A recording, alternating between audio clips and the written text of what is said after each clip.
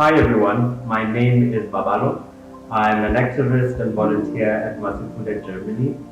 Gender inequality and discrimination is a challenge that spans across time, continents, and cultures. Much like racism, it is a global challenge that threatens our work towards a more inclusive world for all. In this video, we want to talk about the different ways that gender inequality and discrimination shows up in different places of the world and learn from the solutions that people in different places are coming up with.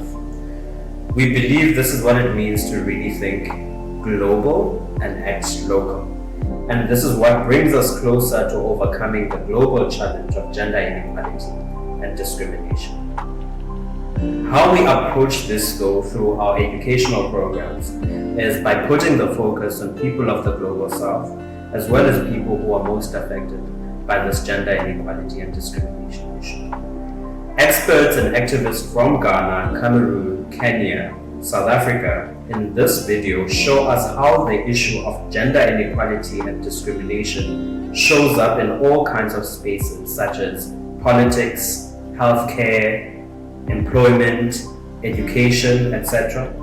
They also show us that why this issue needs a coordinated effort from different angles in order for it to be truly overcome.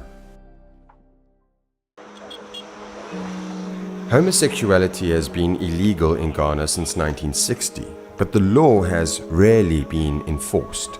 So imagine what it must be like to be a member of Ghana's LGBTQ+ community right now, knowing that your parliament is considering a new law that will criminalize anyone who isn't a heterosexual and give the state sweeping powers to convict.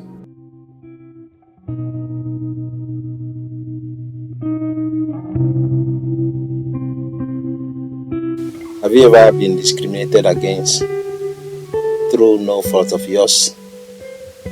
Have you ever imagined being marginalized due to how different you are and look?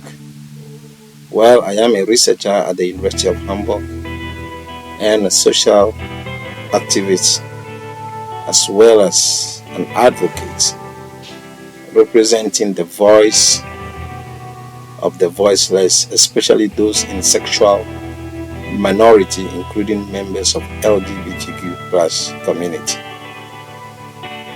I also work for Center for Religion and Public Life Ghana, where religion is used as a tool to impact society positively through activism and awareness creation as well as education. As you may be aware, Ghana, just like some other countries on the continent of Africa, has in recent time decided to engage in what we call hatred for and discrimination against sexual minorities, in this case members of all LGBTQ+ community. As a result, a private member bill has been sponsored and laid before Parliament, which, if passed, will give power to law enforcement agencies to prosecute and jail anybody found engaging in LGBTQ+ related activity, including advocacy. This is interesting, isn't it?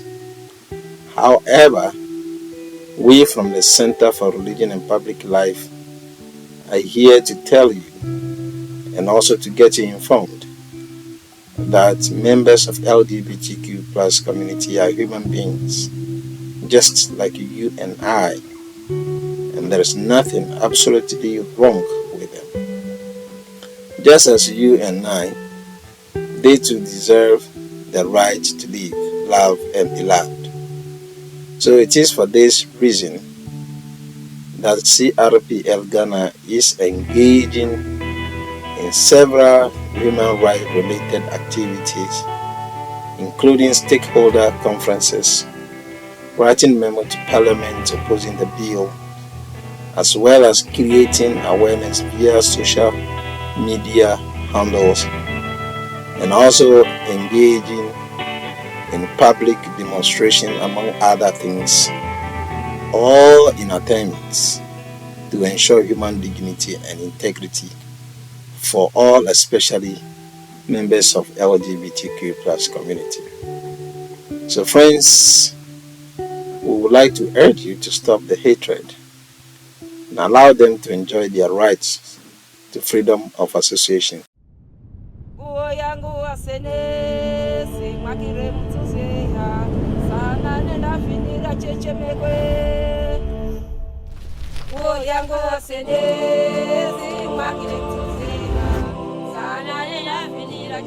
I am Doris Alago. I come from Siaya County in Kenya. I have been working on employability capacity building research for the last 3 years. My little project for the next 3 years will be about career awareness campaigns among higher education institutions in Kenya. Based on statistics by international organizations such as the International Labour Organization and the United Nations, Africa is comprised of a large youthful population. About 70% of Africa's population is estimated to be youth. And with this kind of phenomenon, we're experiencing a lot of youths going to higher education institutions with the intention to secure better future career prospects once they finish their education. Now, the main challenge with going to higher education institutions is that employment is not guaranteed after school, so that you find for most of these youth, once they finish school, they get to experience unemployment. It becomes important to address the issue of career awareness. In the case of Kenya, the government has done a lot in terms of ensuring gender equity, even when students are being selected from high school to pursue their courses in universities or colleges. And universities and colleges are also doing their part in terms of coming up with career service offices where students can also be advised further on what they pursue. But still, we experience a lot of challenges, more so when it comes to the individual students, because at the end of the day, the society usually shapes the kind of career a student will pick. So for the society, there are careers that a girl can do or cannot do, and the same thing also applies for boys. Careers what they're expected to do and not expected to do. So with this, we can see that there still remains a challenge, so that even if the colleges and universities try to come up with or they try to ensure gender equity, we still have the need to engage the community, so that at the end of the day, this awareness doesn't just happen within the confines of the universities or colleges, but it happens in the society itself, so that we are getting to have a better or a holistic way of understanding about career education. As a group of 5 change makers, we are raising awareness of different issues surrounding gender inequality, while at the same time highlighting different solutions that could be used to address this challenge in local context.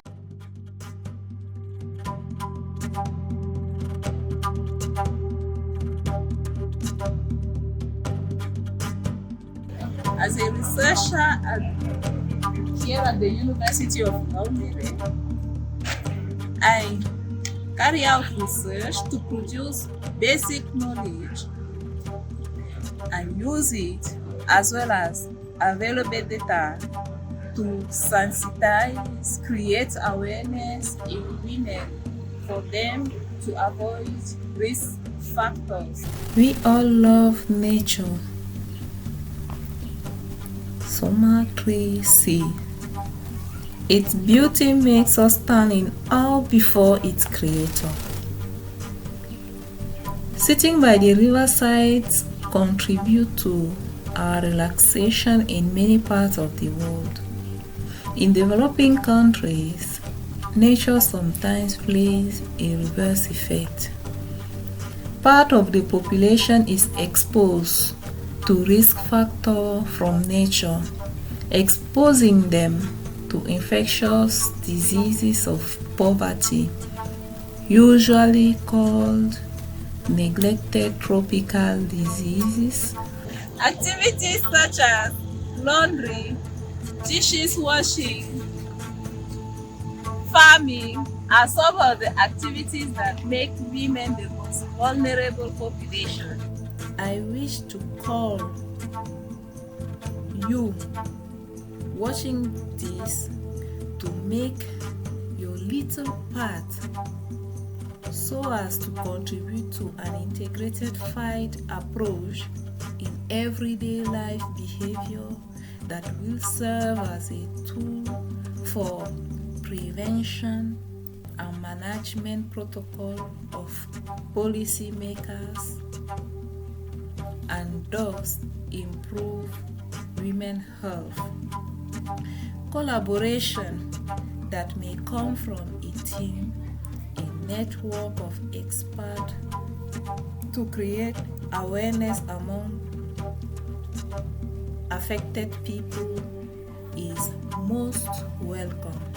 I hope you and I will join forces with people or countries who have succeeded in women emancipation to lead and do the same for women exposed. As a proverb says that iron sharpens iron, learning from others' success and mistakes is an asset. Hi, my name is Tunani Ngomane. I'm a founder of Science Nesbado After School. I am passionate about education and supporting young learners. According to United Nations Commission, 263 million children are out of school around the world, and 129 million of them are girls. We witness these circumstances on our local level as they manifest in South Africa. According to stats, there is 125,014 children are out of school, and 562,202 of them are girls. These issues they exacerbate poverty and development of our societies. A strong economy requires a good education. Consequences based on lack of education can impact both an individual life, including a society as a whole. On hierarchy and power structural basis, women are at the bottom in equal salaries. It is much more worse in environmental that lacks economy. We as Science Nesbado, we believe that women should be equipped in terms of education, so they could be pioneers in fields of mathematics and science. We believe that education also broadens their horizons and capability of giving inspiration to other women at large in their society. Educated women have more productive skills, are innovative scientists with greater solutions to solve key issues that affect their growth and lives in society. As Science Nesbado After School, we believe in order to eradicate illiteracy, we need to create awareness about the importance of education in our societies. Creating programs that will enable young women in societies to be educated. We use innovative methods that are not often used in schools, such as brain breaks or the kids' games to help them learn how to memorize and improve their memory. There should be key establishments such as libraries, educational centers that assist young people with education, as well as skillful volunteers and mentors. Women are teachers of the universe. When we take care, protect nature, we necessarily care of the universe, because we all born with the woman before the universe, as they are the carriers of human creatures. We'd like to invite you to join and engage in finding and supporting solutions to those big issues in our different local contexts. We can do so by looking at what's needed in our surrounding areas, or by supporting changemakers and their work in different places, like those you see in the video. So we ask you, what are your ideas? Please reach out to us and let us know in the comment section. Thank you.